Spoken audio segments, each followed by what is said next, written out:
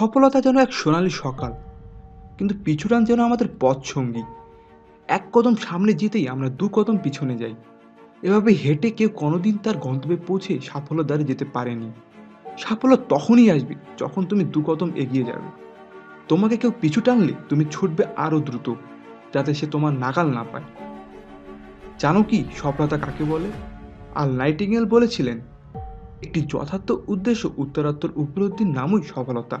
আবার Nelson Mandela বলেছেন, আমাকে আমার সফলতা দ্বারা বিচার করো না, ব্যর্থতা থেকে কতবার আমি ঘুরে দাঁড়িয়েছি তা দিয়ে আমাকে বিচার করো। তবে আমার কাছে সফলতার সংজ্ঞা হচ্ছে নিজ ইচ্ছা নিজ প্রচেষ্টায় সিদ্ধি লাভ করার নামই সফলতা, তা হোক ছোট কিংবা বড়। কোনো কিছু পাওয়ার পিছনে যদি তোমার হাত না থাকে, তুমি সেটা পাওয়ার জন্য যদি বিন্দুমাত্র পরিশ্রম করে না থাকো, তাহলে তুমি সেটাকে পেয়েও সফল না, কারণ তুমি সেটিকে পাওয়ার জন্য বিন্দুমাত্র চেষ্টা করোনি। আর সেটিকে পেলেও তার মূল্য তুমি বুঝবে না। তোমার কাছে মনে হবে আমি যা পেয়েছি তা মূল্যহীন।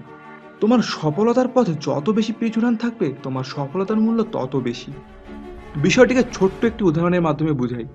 তুমি যদি 1 কেজি মাটি তোমার ব্যাগে করে নিয়ে পথ চলো, পথে তোমার ছিনতাই হবার ভয় থাকবে না, কারণ তোমার কাছে মাটি যা সবার হাতে নাগালে যত খুশি তত পেতে পারে।